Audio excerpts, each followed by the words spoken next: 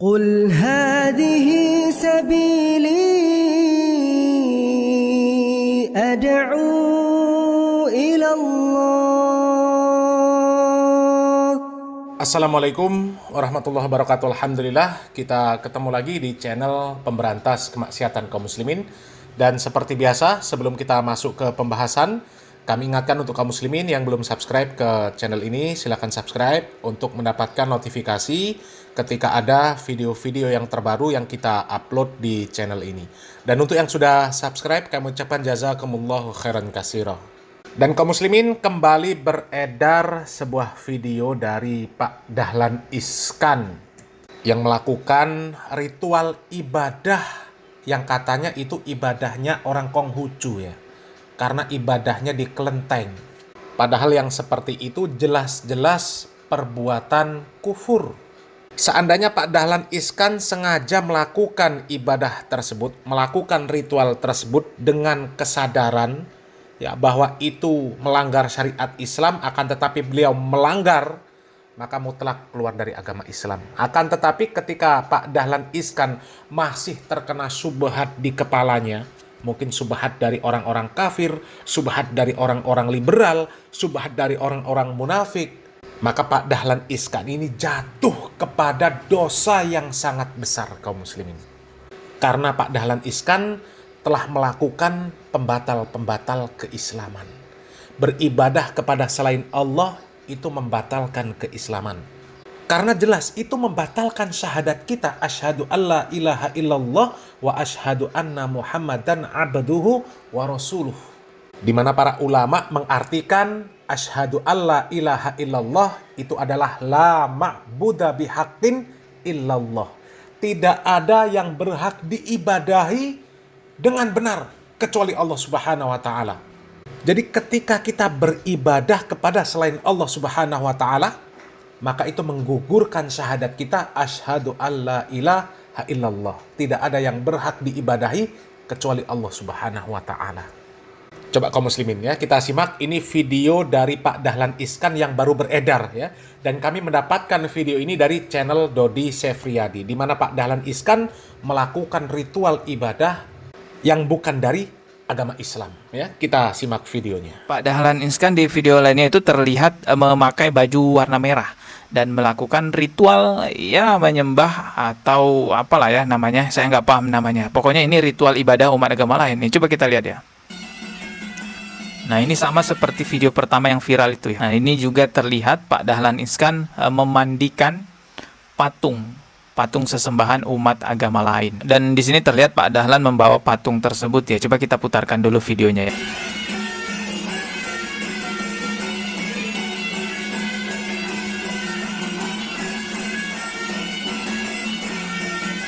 Ini sama seperti video pertama yang viral ya.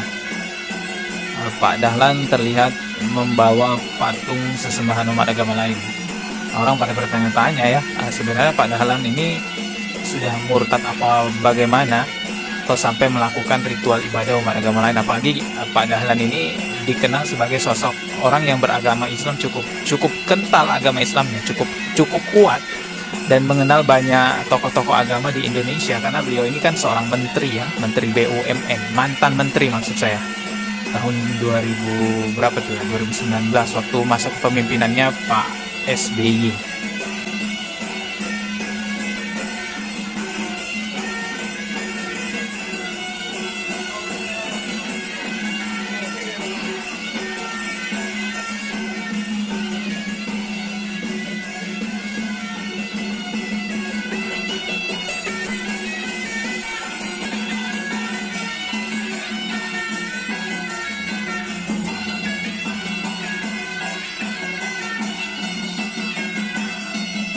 Tuh kaum muslimin ya, apa namanya ini kalau bukan ibadah kaum muslimin? Ini jelas ibadah.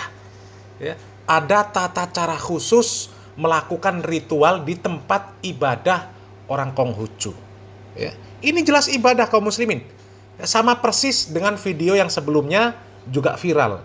Pak Dahlan Iskan melakukan ritual membawa patung ya, membawa patung yang kemudian diperlakukan sama seperti ini kaum muslimin. Setelah meletakkan kemudian ya mengangguk-angguk di depan patung tersebut. Ini namanya ritual ibadah. Ya, orang Islam melakukan ritual ibadah agama di luar Islam. Ini jelas penyebab kemurtadan kaum muslimin ya. Coba kita simak video yang sebelumnya viral kaum muslimin ya. Sama persis. Pemirsa yang lucu katanya tadi agama tidak perlu tempat ibadah, tidak perlu sembahyang doa. Nah ini Pak Dahlan Iskan rupanya ritual ini membawa arca kecil atau boneka untuk persembahkan kepada ya Tuhannya ini.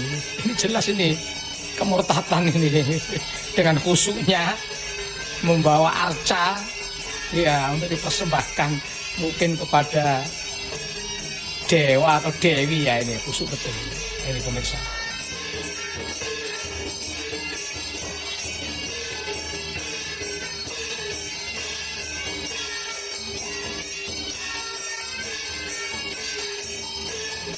Tuh kaum muslimin ya, jelas ini ritual ibadah namanya ya, tata caranya sama persis ya. Setelah meletakkan patungnya kemudian mengangguk-angguk di depan patung ya, yang jelas ini adalah ritual ibadah kaum muslimin. Kalau bukan ritual ibadah tentu tidak ada cara khusus ya. Karena kalau kita melihat di tanggapan Pak Dahlan Iskan yang ditulis di media ya, dikatakan bahwa itu bukanlah ritual ibadah, akan tetapi penghormatan.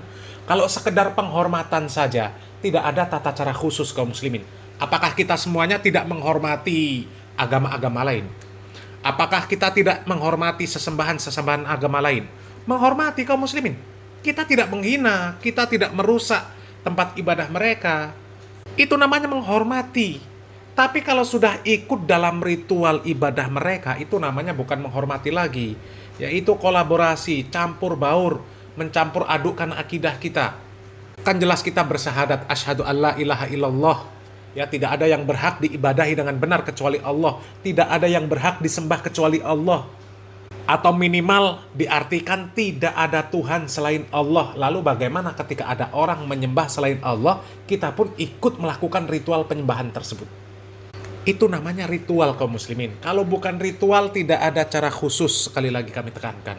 Ya, kalau sudah ada tata cara khusus, harus dipandu, ya urutannya seperti ini, seperti ini, seperti ini, kemudian membungkuk-bungkukkan badan di hadapan patung, ya itu namanya sudah ritual.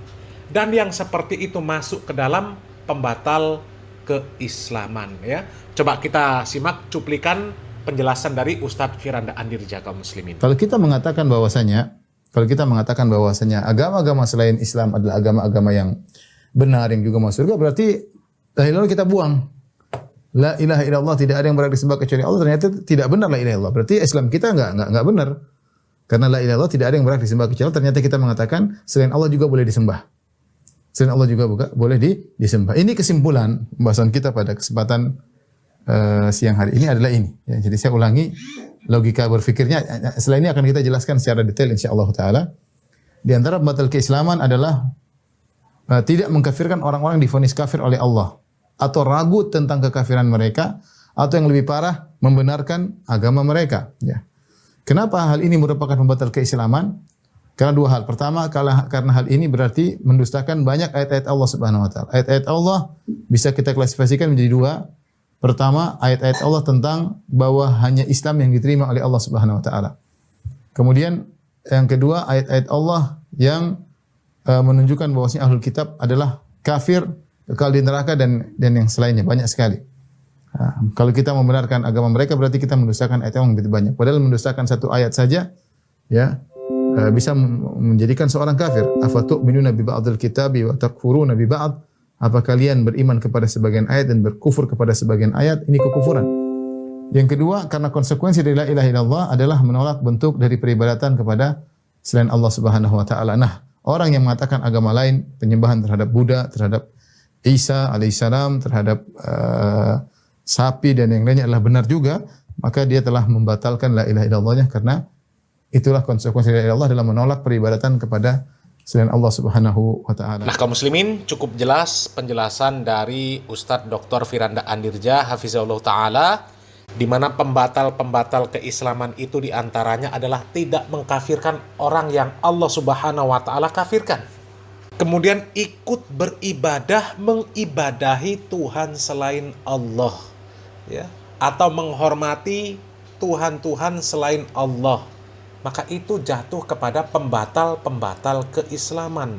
Sehingga kalau secara zahir yang dilakukan oleh Pak Dahlan Iskan, ya, baik perkataan ketika berpidato di Komplek Al Zaitun, kemudian perbuatan Pak Dahlan Iskan yang melakukan ritual-ritual ibadah agama Konghucu itu, ya, itu menunjukkan bahwa Pak Dahlan Iskan telah melakukan hal-hal yang membatalkan keislaman.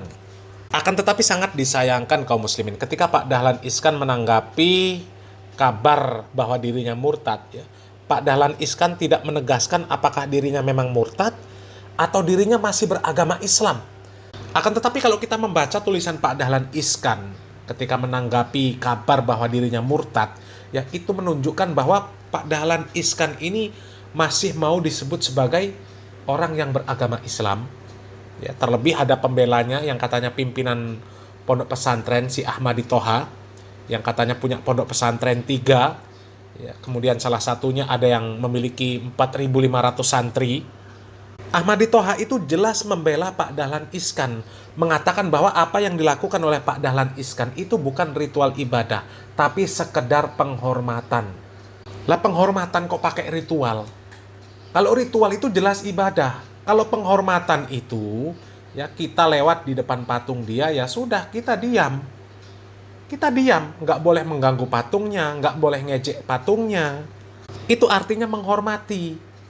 Tapi di dalam hati kita tetap ikrar la ilaha illallah, bahwasanya sesembahan selain Allah itu batil.